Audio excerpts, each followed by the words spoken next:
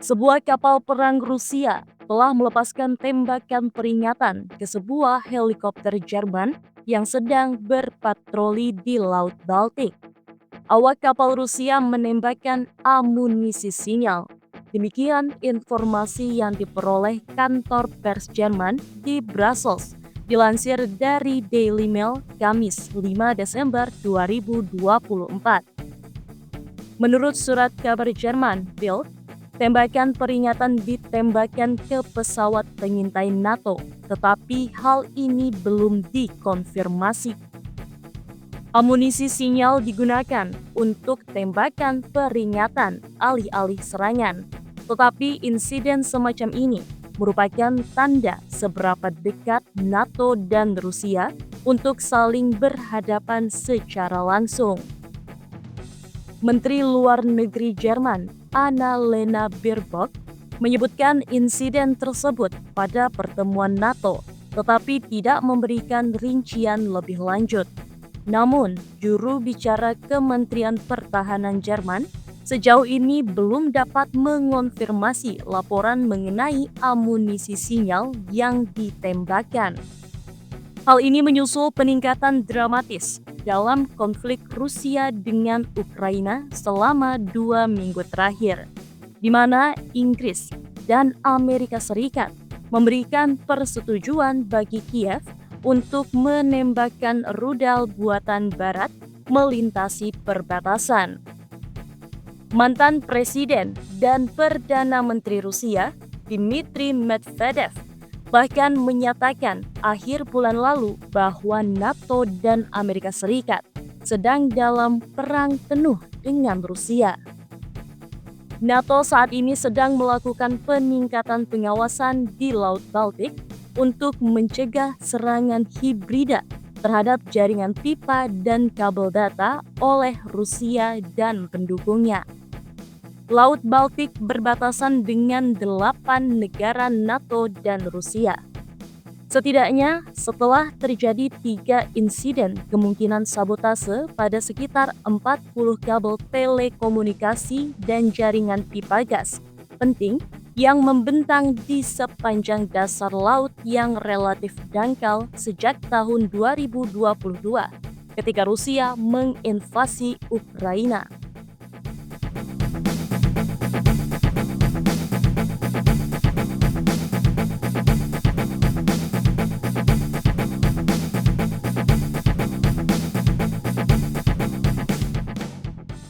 Namun, kemudahan jangkar kapal untuk memotong kabel, ditambah dengan kondisi laut yang sering kali berbahaya, membuat pencegahan sebenarnya terhadap serangan semacam itu hampir mustahil.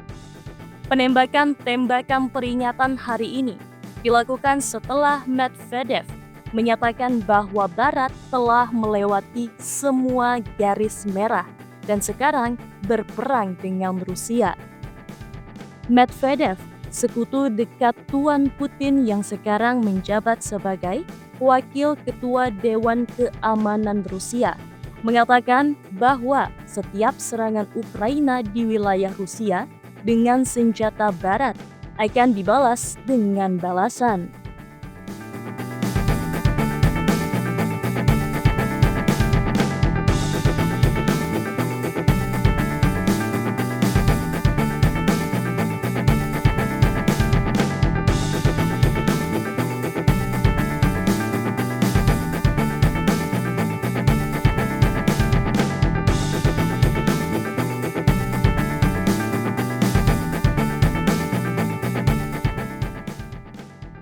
Hal ini terjadi setelah mantan kepala MI6 mengakui Inggris harus menghadapi kenyataan bahwa Kremlin merasa sedang berperang dengan Barat dan bukan hanya dengan Ukraina. Sir Richard Birloff yang memimpin Dinas Intelijen Rahasia Inggris dari tahun 1999 hingga 2000. Sir Richard Birloff yang memimpin Dinas Intelijen Rahasia Inggris dari tahun 1999 hingga 2004, mengatakan kepada Sky News minggu ini, Perdana Menteri Polandia, Donald Tusk, menyebutnya sebagai situasi sebelum perang. Saya pikir dia salah. Saya pikir itu adalah perang yang sebenarnya. Ia melanjutkan untuk membenarkan pernyataannya dengan merujuk pada contoh perang hibrida Rusia di negara-negara di seluruh Eropa yang melibatkan rencana sabotase, serangan cyber, dan tindakan yang sangat agresif. Konflik Rusia versus Ukraina. Sementara itu, dalam konflik Rusia dengan Ukraina, tentara Kiev mencatat tingkat desersi yang sangat tinggi, sementara pasukan Rusia terus bergerak maju ke arah barat.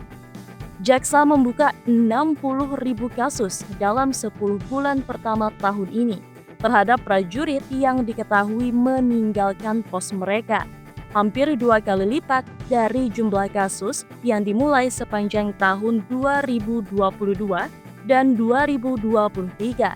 Financial Times melaporkan.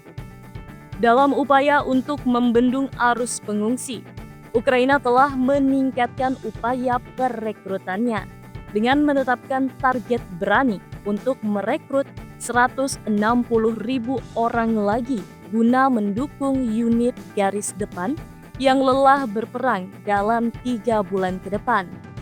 Tingkat desersi yang mengejutkan itu terungkap saat pasukan Putin terus bergerak maju ke Ukraina dengan tujuan merebut wilayah sebanyak mungkin menjelang kembalinya Donald Trump ke Gedung Putih.